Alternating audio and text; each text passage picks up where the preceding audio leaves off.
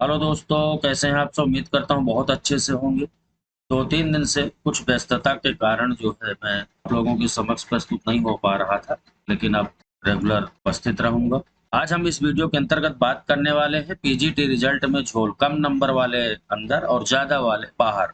यानी सभी को पता है रिजल्ट आ चुका है। रिजल्ट आने के बाद में बहुत सारी चीजें रिजल्ट की अनियमितता को लेकर के निकल कर सामने आ रही है। अभ्यर्थियों ने तरह तरह के आरोप लगाए हैं। देखेंगे सारा मैटर क्या है कि आखिरकार ये किस तरीके से ऐसा हुआ है कि कम नंबर जिनके थे वो सिलेक्ट हो चुके हैं और जिनके ज्यादा मार्क्स हैं वो बाहर। वहीं जीआईसी की आंसर की हो या फिर रिजल्ट या फिर उसके कट ऑफ से संबंधित आज हम बात करने वाले हैं। टीजीटी में जो ऑलरेडी पहले से सेलेक्ट है उनके लिए भी खुशखबरी है और जिनका रिजल्ट आने वाला है उसकी अपडेट से संबंधित बात करेंगे। सबसे बड़ी एक अपडेट जो निकल करके आ रही वो ये है कि अगर आप तैयारी कर रहे हैं, किसी भी चीज की तैयारी कर रहे हैं, तो आपके लिए बहुत ही बड़ी गुड न्यूज है एक तरीके से। वहीं दूसरी तरफ अगर हम बात करें कि अगर आपका यूजीसी नेट है यानी असिस्टेंट प्रोफेसर की तैयारी करना चाह रहे हैं तो आपके लिए सुनहरा अवसर मिल चुका है सरकार के द्वारा। जी हाँ दोस्तों, और अगर आपका सपना है कि दरोगा बनना है तो दरोगा भर्ती से संबंधित आवेदन शुरू हो चुके हैं। तो ये पूरा वीडियो जो है आप जरूर देखें। तो वीडियो को अभी लाइक नहीं किया है तो लाइक कर दें, चैनल को सब्सक्राइब कर ले, बेल आइकन को प्रेस कर दें, इससे आने वाले सभी नोटिफिकेशन मिलते रहें। तो चलिए सबसे पहले हम बात करते हैं पीजीटी रिजल्ट से संबंधित क्या न्यूज है। दोस्तों सभी को पता है कि पीजीटी का जो रिजल्ट है वो जारी कर दिया गया था चयन बोर्ड के द्वारा। अब जारी तो हो गया, बहुत से अभ्यर्थी सेलेक्ट भी हो चुके हैं। बात आती है कि इस सिलेक्शन का जो दायरा है, कट ऑफ है, इसके बारे में कुछ नहीं पता किसी को, क्योंकि सभी को पता है कि चयन बोर्ड ने किसी भी तरीके का कट ऑफ का जो रेंज है, दायरा है, वो जारी नहीं किया है। और ऐसे में सिर्फ कयास लगाए जा सकते हैं कि किसी का इतने में हुआ, किसी का उतने में हुआ। बहुत से विषयों को लेकर के अभ्यर्थी परेशान है। जब एक दूसरे से पता करते हैं, बहुत से ग्रुप बने हुए हैं, हर सब्जेक्ट के ग्रुप के माध्यम से एक दूसरे ने अपने क्वेश्चन शेयर किए, उससे पता चला कि किस तरीके से या कितनी कितनी कट ऑफ गई हुई है। जैसा कि कुछ सब्जेक्ट को लेकर के अगर मैं बात करूं तो 98 ओबीसी में सिलेक्शन हो चुका है। वहीं अगर हम बात करें 99 या 100 ओबीसी की बात कर रहा हूं, यहाँ पे सिलेक्शन नहीं हुआ पर्टिकुलर सब्जेक्ट में। वहीं अगर हम बात करें 99 या 100 ईडब्ल्यूएस में सिलेक्शन हो चुका है, लेकिन 103 ईडब्ल्यूएस में सिलेक्शन नहीं हुआ। इसी तरीके से फीमेल कैटेगरी की अगर हम बात करें, किसी का 96 पे सिलेक्शन हो चुका है, किसी का 98 पे सिलेक्शन नहीं हुआ। वहीं जनरल की बात करें तो 95 में जनरल वाले सेलेक्ट हो चुके हैं और 97 वाले बाहर हैं। अब ये चीजें, मैं किसी एक सब्जेक्ट की बात नहीं कर रहा हूँ, कई सब्जेक्ट में मुझे इस तरीके से देखने को मिला और ये सभी अभ्यर्थियों के माध्यम से मुझे पता चला है। जो मुझे बताया गया, ग्रुप में जो चर्चा होती है, बताया गया उन्होंने, उसके माध्यम से मैं चीजें बता रहा हूँ। बात आती है कि आखिरकार ये किस तरीके से कट ऑफ जारी किया गया है। प्री में इस तरीके से बोर्ड के द्वारा किया गया है, तो जो ऑलरेडी पहले से सेलेक्ट हो चुके हैं, यानी कि जिनका इंटरव्यू के लिए कॉल हुई है, क्या पता उनके साथ इंटरव्यू में भी इसी तरीके से किया जाए। अब देखने वाली बात यह है कि आखिरकार चयन बोर्ड ने ये सब क्या किया है, या फिर हो सकता है अभ्यर्थियों के द्वारा कई बार ऐसा होता है गोले काले करने में गलतियां हो जाती हैं, और हमने मान लीजिए इसका आंसर ये था, हमने ये वाला काला कर दिया और ये गलत हो गया, हमें लगता था कि ये वाला सही हो गया। कितनी सच्चाई है ये तो भाई सभी को पता है। बाकी देखते हैं क्या होता है, क्योंकि चयन बोर्ड इन सब चीजों के लिए स्वतंत्र है, उस पर किसी तरीके का दबाव नहीं है। लेकिन ये चीजें निकल करके सामने आ रही है। तो जिनका इंटरव्यू में चयन हो चुका है उनके लिए रेगुलर क्लासेज आज से स्टार्ट हो रही हैं। तो अगर अभी तक चैनल से नहीं जुड़े हैं तो फटाफट चैनल को सब्सक्राइब जरूर कर लें। अब हम बात करने वाले हैं दूसरे टॉपिक पर कि आखिरकार जो जीआईसी का आपका पेपर हुआ है और कुछ सब्जेक्ट की जो है आंसर की आ चुकी है, बाकी की कब तक आएगी, रिजल्ट कब तक आएगा, कट ऑफ के बारे में, इससे संबंधित भी थोड़ी सी चर्चा कर लेते हैं। तो दोस्तों जीआईसी की अगर हम बात करें तो जैसा कि सभी को पता है 2-3 दिन जो है दशहरा की छुट्टी रहेगी। छुट्टी की वजह से जो है अभी ये आंसर की नहीं आ पाएंगी, लेकिन जैसे ही दशहरा की ये छुट्टी समाप्त हो जाएंगी उसके बाद आंसर की आनी शुरू हो जाएंगी और अक्टूबर लास्ट तक आपका रिजल्ट आ जाएगा। बात रिजल्ट की नहीं है, बात आंसर की नहीं है। आंसर लगभग सभी सब्जेक्ट के सभी अभ्यर्थियों ने अपने अपने चेक कर लिए हैं, मिला लिए हैं। अगर आपको लगता है कि आप कट ऑफ के दायरे में हैं तो बिल्कुल बिना किसी देरी के आप अपनी तैयारी ज़रूर शुरू कर दें, क्योंकि मेंस के लिए आपको ज़्यादा समय नहीं मिलने वाला है, ये चीज़ याद रखना।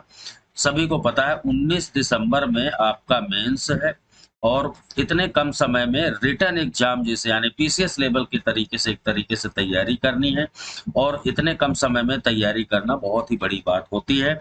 इसलिए आप जो भी आपको लगता है कि मेरा हो सकता है, कट ऑफ से संबंधित भी कई वीडियो बनाए जा चुके हैं, कट ऑफ बताया भी जा चुका है, लेकिन अगर फिर भी आपको लगता है किसी तरीके का डाउट है तो एक जो है संभावित कट ऑफ मैं बता दूंगा। उसके लिए आपको कैटेगरी, सब्जेक्ट और अपने क्वेश्चन, मार्क्स नहीं क्वेश्चन जो है, ये तीनों मैसेज में कमेंट करना है। कोशिश करूंगा कि भाई उसका जो है बता दिया जाए। साथ ही साथ हिंदी हो या फिर सब्जेक्ट हो, इन सबकी क्लासेज या फिर निबंध वाला जो टॉपिक है वो हो, इन सबकी क्लासेज आपकी स्टार्ट हो चुकी हैं, तो आप जुड़ जाएं चैनल से। ये मेरा व्हाट्सएप नंबर है, आप यहाँ जुड़ करके किसी भी तरीके की क्वेरी है तो आप सिर्फ मैसेज के थ्रू जानकारी ले सकते हैं, कॉल मत करना, कॉल रिसीव नहीं हो पाती। वहीं दोस्तों अब हम अगली खबर की तरफ चलते हैं। टीजीटी वालों के लिए बहुत बड़ी खुशखबरी है, साथ ही साथ रिजल्ट से संबंधित एक अपडेट है। दोस्तों जो अभ्यर्थी पहले से टीजीटी में सेलेक्ट हैं उनके लिए बहुत ही बड़ी गुड न्यूज है। यहाँ पे देखते हैं पूरा मैटर क्या है। 12 वर्ष बाद हुई टीपीसी और 794 सहायक अध्यापक बने प्रवक्ता, यानी इनका प्रमोशन हुआ है 12 साल बाद। काफी देरी हो चुकी है, इतना टाइम नहीं लगता। यानी जो पहले राजकीय विद्यालयों में एलटी ग्रेड में शिक्षक थे वो नियुक्त हो चुके थे, उन्हें जो है अब 12 साल बाद प्रोन्नति मिली है और प्रोन्नति के बाद में वो प्रवक्ता यानी लेक्चरर बन गए हैं। एक अच्छी खबर है। साथ ही साथ टीजीटी रिजल्ट की बात करें तो चयन बोर्ड अब इसी में लगा हुआ है। सबसे ज्यादा प्राथमिकता उसकी पीजीटी को लेकर के है।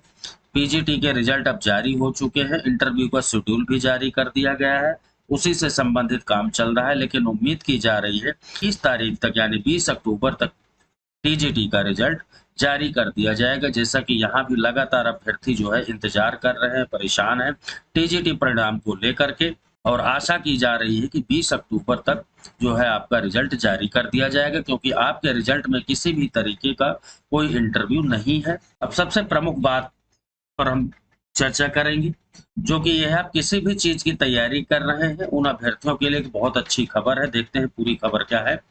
वीडियो को लास्ट तक देखें तभी सारी चीजें समझ में आती हैं, क्योंकि कई बार अभ्यर्थी बाद में मेरे से पूछते हैं सर आपने इसके बारे में बताया नहीं, जबकि मैं वो सारी चीजें बता चुका होता हूँ। फिर भी अगर कुछ रह जाता है तो बिल्कुल कमेंट के माध्यम से आप अपनी जानकारी ले सकते हैं, पूछ सकते हैं। यहाँ देखिए, भर्ती प्रस्तावों के साथ ही समकक्ष अर्हता स्पष्ट करने के फरमान, यानी हाई कोर्ट ने बहुत ही बड़ा डिसीजन दिया है, अपना आदेश दिया है। सभी आयोग और चयन बोर्ड, चाहे वो आपका यूपीपीएससी हो या लोक सेवा आयोग हो या फिर यूपी ट्रिपल एससी हो या अन्य संस्थाएं, जितनी भी चयनकर्ता संस्थाएं हैं उन सभी को जो है आदेश दिया है। आदेश में क्या कहा गया है कि कोई भी भर्ती निकालने से पहले, आपको सरल भाषा में बता दूं कि कोई भी भर्ती निकालने से पहले सबसे पहले उसकी अर्हता यानी योग्यता स्पष्ट कर दी जाए। कई बार ऐसा होता है, कहते हैं कि जो है ओ लेवल मांगा है। अब किसी ने बीटेक किया है या कुछ भी किया है या बीसीए किया है तो वहां पे होता है कि उससे बड़ी डिग्री है ये, लेकिन मान्य नहीं होती। तो इस तरीके से हाई कोर्ट ने कहा है कि जो भी आपको जो भी चीजें लेनी है उससे पहले ही आपको सारी चीजें क्लियर कर देनी होगी, ताकि बाद में किसी भी तरीके से अभ्यर्थी को परेशान ना हो। आपने देखा होगा कि अक्सर कोई भी वैकेंसी निकलती है उसका जो नोटिफिकेशन होता है उसमें सारी चीजें क्लियर नहीं होती और उस चीज को लेकर के हमेशा जो है अभ्यर्थी कोर्ट की शरण में जाता है और अंततः क्या होता है वो सभी को पता है, या तो जीत जाते हैं या हार जाते हैं। यानी कुल मिला के यहाँ पर समय की बर्बादी होती है और साथ ही साथ पैसा की बर्बादी होती है और कई कई साल लग जाते हैं उन्हें ज्वाइनिंग के लिए या फिर सिलेक्शन के लिए। तो ये एक अच्छा डिसीजन दिया है हाई कोर्ट ने कि जो भी चीजें हैं पहले ही क्लियर कर दी जाए, ताकि किसी भी तरीके का विवाद उत्पन्न ना हो। योग्यता के साथ यहाँ भी देखिए क्लियर दिया हुआ है कि योग्यता के साथ समकक्ष अर्हता का उल्लेख ना होने से भर्तियों में बढ़ रहा था विवाद, बहुत ज्यादा विवाद बढ़ता था, क्योंकि बहुत सी चीजें होती हैं सेम समकक्ष वाली डिग्री होती है, कहीं मान्य कर देते हैं कहीं नहीं मान्य कर देते, किसी पोस्ट में मान्य है कहीं पे मान्य नहीं है। तो इन सब चीजों को जो है कोर्ट ने बहुत अच्छी तरीके से जो है एक्सप्लेन करके और एक तरीके से अभ्यर्थियों के लिए राहत भरी खबर दी है। दोस्तों अब हम बात करने वाले हैं कि अगर आपका सपना असिस्टेंट प्रोफेसर बनने का है तो निश्चित तौर पर आपके लिए सुनहरा मौका मिला हुआ है। जैसा कि कई बार लगातार समाचार पत्रों में प्रमुखता से छापा जा रहा है कि असिस्टेंट प्रोफेसर की भर्ती में पीएचडी की अनिवार्यता से राहत।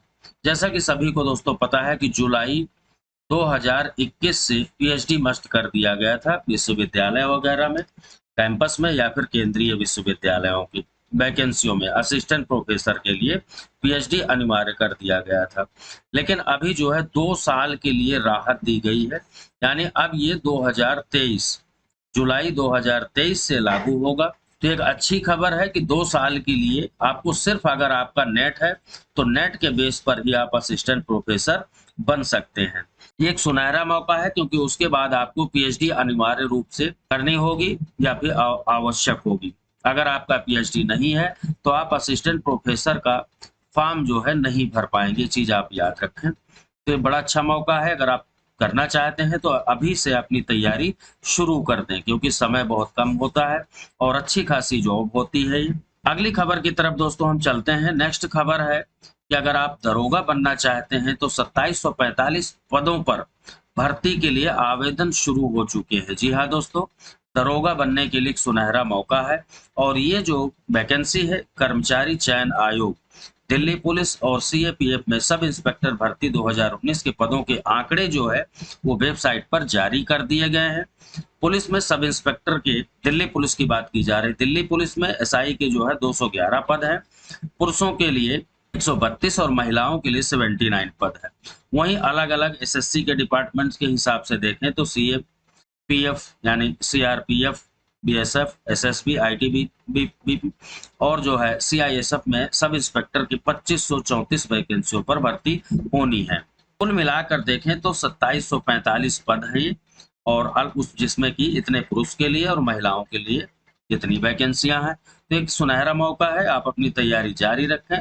बहुत जल्द इसके फॉर्म देखने को मिलेंगे आपको और कम समय में ही एग्जाम हो जाएगा क्योंकि सभी को पता है दोस्तों चुनावी वर्ष आने वाला है और वैकेंसियां बहुत तेजी से आएंगी, चाहे वो यूपी में हो, टीजीटी पीजीटी के हो, एलटी की हो, सभी तरीके से। दोस्तों अभी तक आपने वीडियो को लाइक नहीं किया तो प्लीज लाइक जरूर कर दें। चैनल को अगर सब्सक्राइब नहीं किया है तो सब्सक्राइब करके बेल आइकन को प्रेस कर लें।